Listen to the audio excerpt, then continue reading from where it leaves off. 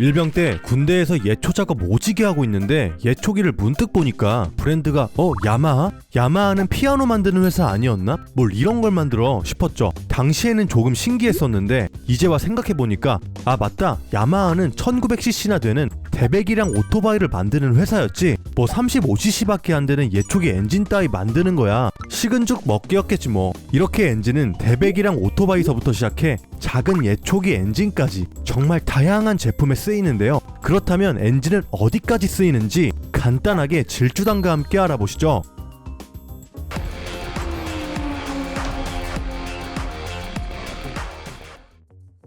엔진 누가 제일 많이 만들까요? 당연히 자동차 회사들이나 자동차 회사 이름을 달고 있는 기계 회사들이겠죠. 이들은 이미 다양한 배기량과 크기를 가진 엔진들을 수없이 많이 만들어왔다는 사실. 예초기, 도로 커팅기, 발전기, 그리고 보트, 선박 엔진부터 항공 그리고 탱크 엔진까지 다양하게 제조해오고 있죠. 왜냐하면 기본적으로 엔진이 들어간 모든 내연기관의 원리는 흡기, 압축, 폭발, 배기의 4행정 사이클을 통해서 에너지를 생산하기에 원리가 비슷하기 때문이죠. 엔진이 들어가는 유명한 산업의 대표 주자는 자동차와 어깨를 겨루는 오토바이인데요. 혼다나 BMW 같은 완성차 브랜드가 오토바이에서 엄청 유명한 것처럼 애초에 얘네는 시작이 자동차가 아니라 오토바이였습니다. 특히 자전거에 단기통 엔진을 달면서 발전되었죠. 오토바이 엔진은 자동차보다 배기량이 작은 반면에 기동성을 노린 높은 효율성과 가벼운 무게를 자랑하죠. 자동차 엔진은 보통 1000cc에서 6000cc 사이로 사이즈가 큰 반면에 오토바이 엔진은 일반적으로 50cc에서 1800cc로 작고 가벼운 스쿠터부터 오버리터급 슈퍼스포츠 바이크까지 정말 다양하죠.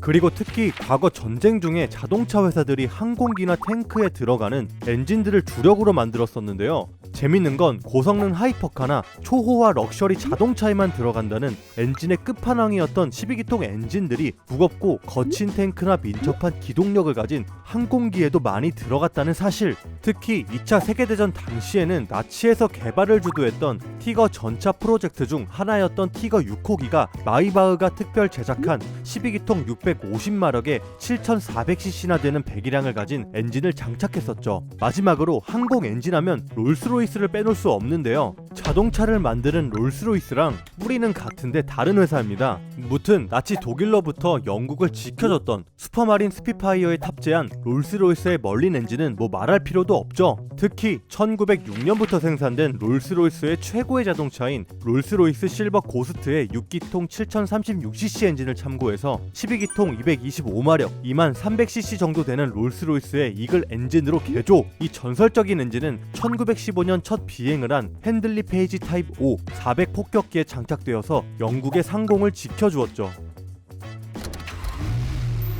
하지만 아쉽게도 오늘날 엔진은 점점 사라져가는 중입니다. 요즘 항공 분야는 피스톤 엔진을 대신해서 몇만 cc 정도에 가까운 추력을 가볍게 내는 제트 엔진과 같은 고도화된 기술이 주력으로 사용되고 있잖아요. 시간이 많이 흐른 만큼 분야의 기술적 요구사항이 크게 향상되었기 때문에 제트 엔진뿐만 아니라 요즘엔 배터리까지 넣은 항공기를 만들면서 대기 오염이 심각했던 문제를 해결하며 엄청난 속도까지 가져가고 있죠. 아시다시피 완성차 업계에도 엔진이 전기 모터와 배터리 같은 첨단 기술로 대체되고 있잖아요. 그래서 요즘 엔진의 주력 산업은 선박이나 보트와 같은 특정 분야라고 합니다. 하지만 이 업계도 배터리로의 전환을 계획하고 있다고는 하네요.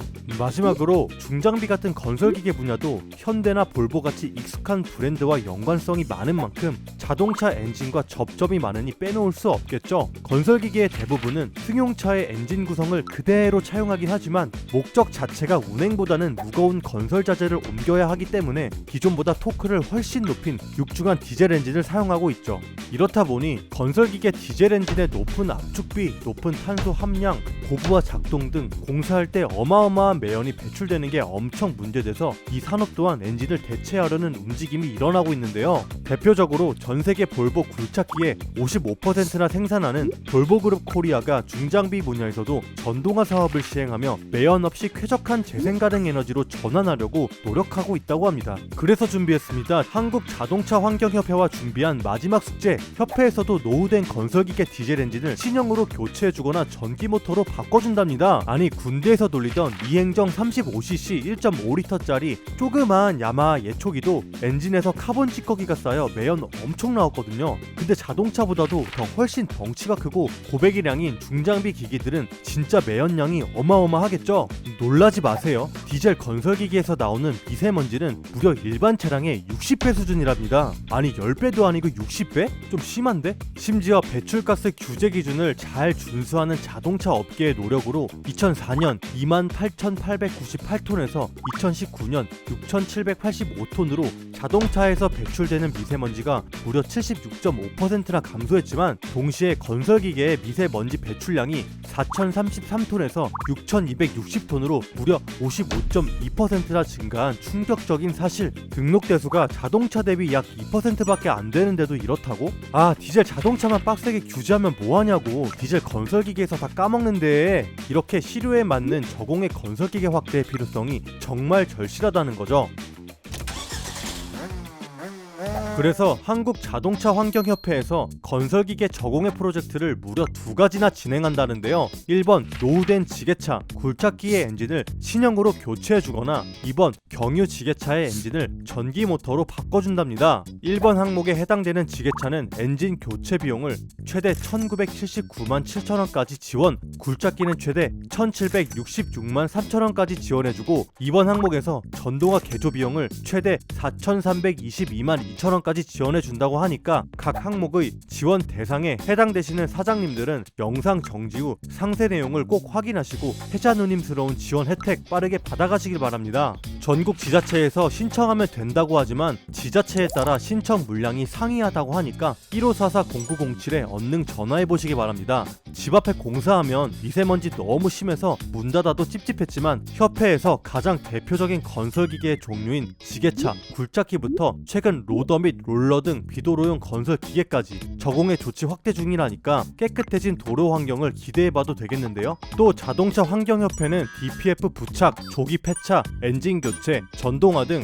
저공해 조치 사업들을 전국 단위로 실시하면서 대기 오염이 심각한 수도권 지역을 우선적으로 개선해 나간다고 하는데요. 향후 전국적으로 전기 지게차 및 전기 굴착기 보급 등 무공해 사업을 확대해 나가게 될 것으로 기대해봐도 되겠죠. 갑자기 드라마틱하게 바뀌지 않는다는 거 저도 알아요. 진짜 큰 원인이야 따로 있겠죠. 근데 나만 분리수거 열심히 한다고 억울하다고 그냥 내팽개치면 안 되는 것처럼 우리의 작은 실천 하나하나가 모여 더 쾌적한 도시 환경을 만들 수 있다는 게 정말 중요한 의미 아닐까요? 그래도 여러분의 작은 관심이 환경을 개선하는데 큰 힘이 된다니까 귀찮으시더라도 다들 많은 참여 부탁드리겠습니다. 잠깐 한국자동차환경협회에서 여러분들을 위해 준비한 깜짝 이벤트, 무려 10명한테 네이버 페이 2만원권 증정, 50명한테 베라 싱글킹 아이스크림을 추첨을 통해서 준다는데요. 8월 14일부터 8월 20일까지 진행하는 영상 시청 이벤트라네요. 자세한 참여 방법은 협회 유튜브 커뮤니티나 저희 고정 댓글 참고하시면 될 것 같습니다. 감사합니다.